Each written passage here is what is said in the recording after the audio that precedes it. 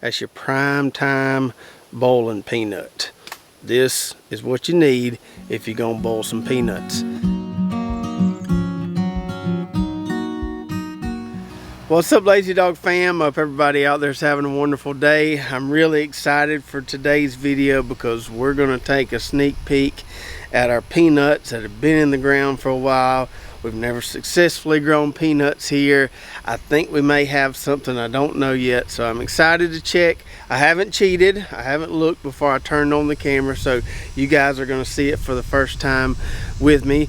So we're gonna check on those peanuts. We're gonna head on over to the watermelon patch. I think we may have a ripe watermelon in there. We're gonna check, see how this late summer slash fall planting of watermelons is going, see if we got one we can sample there. But before we do that, I just got something in the mail. So the UPS guy just come by here and dropped all this off. Bless his heart, he was pretty tired because these boxes are not light. They are pretty dang heavy, which tells me it's some pretty well made beds here. So we got some of our raised beds in, not all of them yet. So there are 9 boxes here. The big boxes are the taller beds, the smaller boxes are the shorter ones, and these are all the 12-in-1 type. So we'll be using 2, I think, of these different configurations here in our new raised bed plot. Still waiting on the round ones. They're not here yet. I guess they'll come another shipment. So 4 more boxes that we'll need to get before we've got them all. But this should give us plenty to get started with. We can get started putting these together.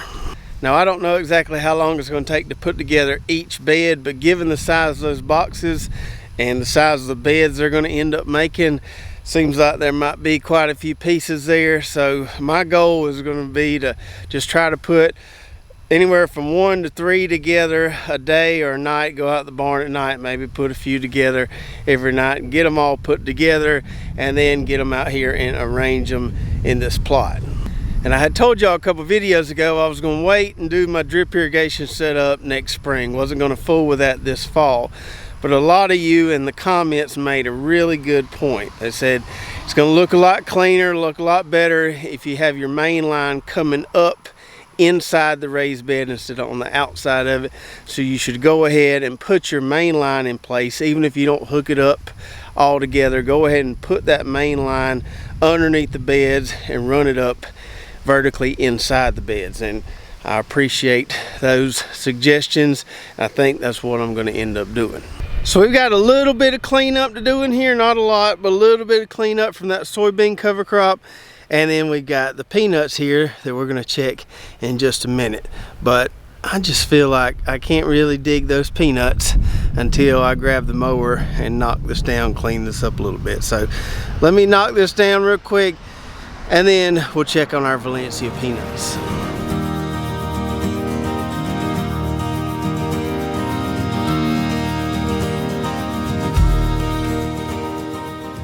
All right, so that looks a lot better, and hopefully all that chewed up soybean debris there will provide some nice mulch until we can put something else down between the raised beds. Hopefully that will suppress anything that tries to grow up there.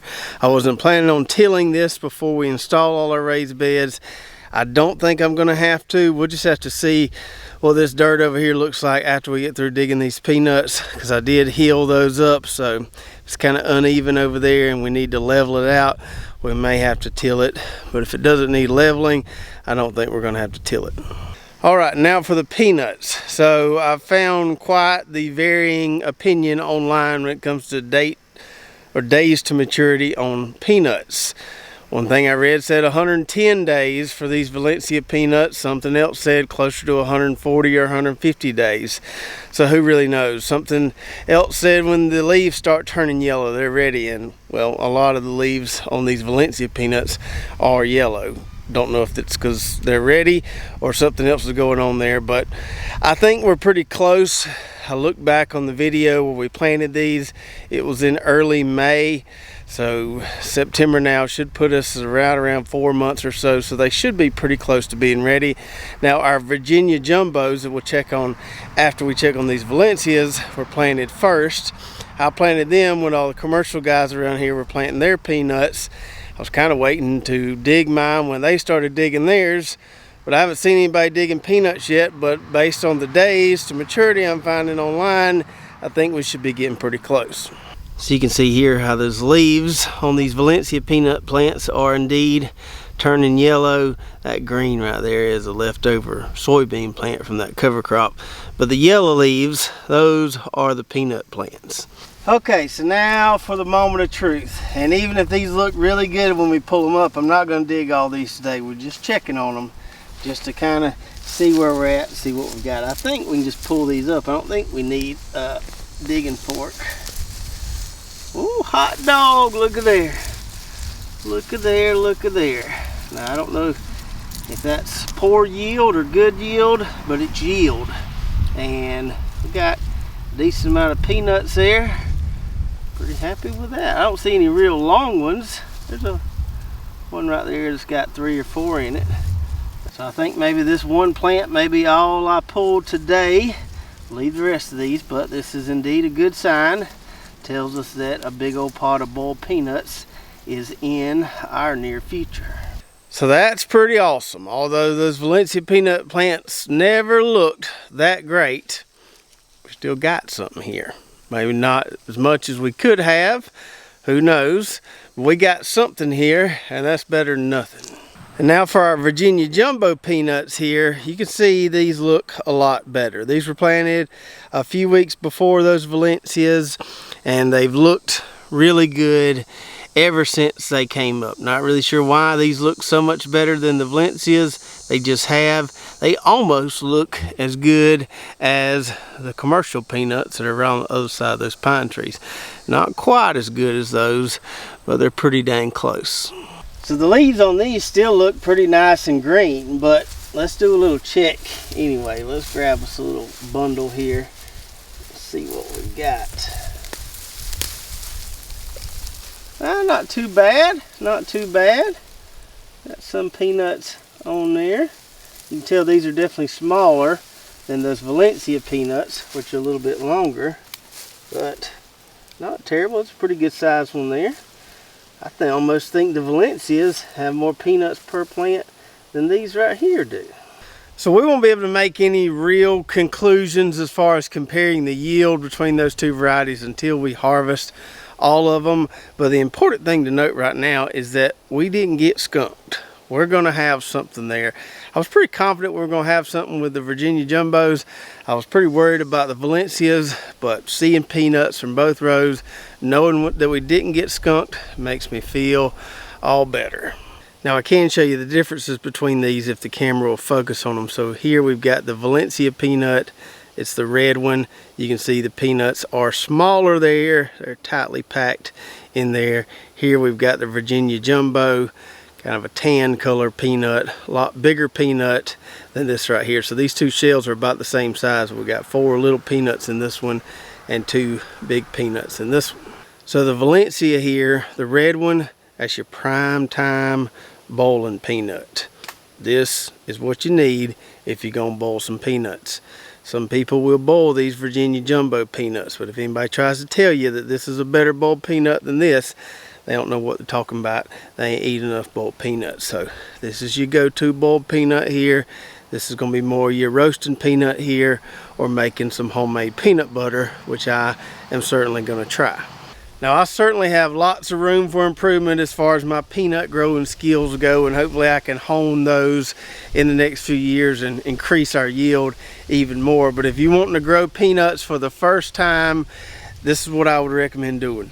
Do it exactly like you would field peas or cow peas. So if you can grow zipper peas or purple hull peas or even black-eyed peas, plant your peanuts exactly the same way. Now they're going to take longer to mature than the peas do, so have to stay on top of your weeds a little longer, but that's all we did, exactly like we did or like we do our field peas, and it turned out all right. And I think that picking all them peanuts off them plants is going to be the perfect job for them two wild boys of mine. So one afternoon when I can get out here and we can pull them all, we'll get in the shade and let them pick all those peanuts off of there. We'll get us a big pot, a boiling water hot, and we'll boil some peanuts, and I'll be sure to show you guys when we do it. And although some of y'all may be creeping into fall a little bit, it's still pretty hot around here. It's pretty toasty out here today. Feels a lot more like watermelon weather than it does fall. So we're gonna see if we can find one to eat. Now my late summer watermelon plot doesn't look near as good as it did last time I showed it to you. Some of these little afternoon showers and humidity have taken its toll on these plants a little bit, but I still call it a success. Still got a decent amount of watermelons in here. There's an Alibaba right there, and then this darker one here I believe is a Bradford. So we planted 4 varieties in this plot: Alibaba, Bradford, Bush Sugar Baby, and then Crimson Sweet. But for some reason the majority of the watermelons I'm seeing out here are Alibaba or Crimson Sweet. Maybe see one of the Sugar Babies and just a few of the Bradfords, which kind of stinks because I was looking forward to really trying the Bradfords. Sometimes with watermelons, if you just got a few of them, you don't really get a good shot at getting a super sweet one, but hopefully one of the Bradfords we have out here will make it. But for some reason the Alibabas and the Crimson Sweets seem to have dominated the other varieties. Now I haven't checked all these out here, but I did check this one right here the other day. I was reaching in here pulling a weed out, and I noticed that the tendril was dry. So this one here is a Crimson Sweet, and I think we'll give it a try. Now a couple weeks ago I posted a picture of this watermelon on our Facebook and Instagram pages and called it a Bradford watermelon, and that's what I thought it was, just based on its location in that plot. And then I realized, someone told me, Bradfords are all green, they're not striped like these Crimson Sweets. And that's kind of when I started to realize that the Crimson Sweets had pretty much kind of taken over the plot for the most part, and we didn't have that many Bradfords out there actually. So this is a Crimson Sweet, not a Bradford. We're about to cut it.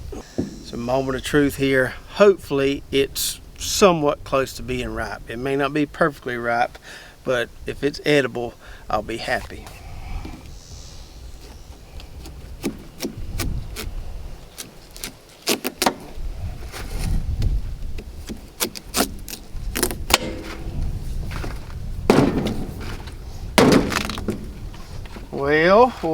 Well, not perfectly ripe. The sun's kind of blowing out a little bit. It's a little pink, but I don't think it's going to be awful. Let's try it. Not that bad. Probably be better if we picked it, let it sit under the carport in the shade for a few days. Would have been better that way, but I'm not going to complain. As hot as it is out here today, I'll take not all the way ripe watermelon over no watermelon. I may not look it, but it's actually pretty nourishing right there. I hope them ducks don't find out I'm over here eating watermelon. They'll be upset. Alright, so maybe we got a little impatient, maybe we jumped the gun a little bit on this watermelon plot, but the good thing is we still got plenty of them out there. I would guess to say there's at least 25 watermelons or so left out there in that plot. Some of them are pretty close, like that one we harvested today. Some of them are still a long ways off, so we still got at least another month of eating some good watermelons. If I do get a Bradford that looks perfectly ripe, I'm going to pull it, I'm going to let it sit in the shade for a few days, and when we do cut it, we'll be sure to show it to y'all and do a taste test and tell you if it's all it's cracked up to be. So I hope you enjoyed the video today, and if you're an experienced peanut grower, let me know what you think about those 2 plants I pulled up earlier. Am I marginally successful, or did I do all right? How much room for improvement do I have there? If you're watching on YouTube, be sure to check out our affiliate links below, including the company where we got all those raised beds I showed you earlier. We've got some coupon codes for some of those companies so you can take advantage of those discounts. Be sure to go check out our website, lazydogfarm.com, where we've got recipes, blogs, recommended products, all kind of good stuff over there. If you did enjoy the video, be sure to subscribe, hit that notification button, like and share, and we'll see you next time right here at Lazy Dog Farm. Oh, farewell, by the beauty of your life.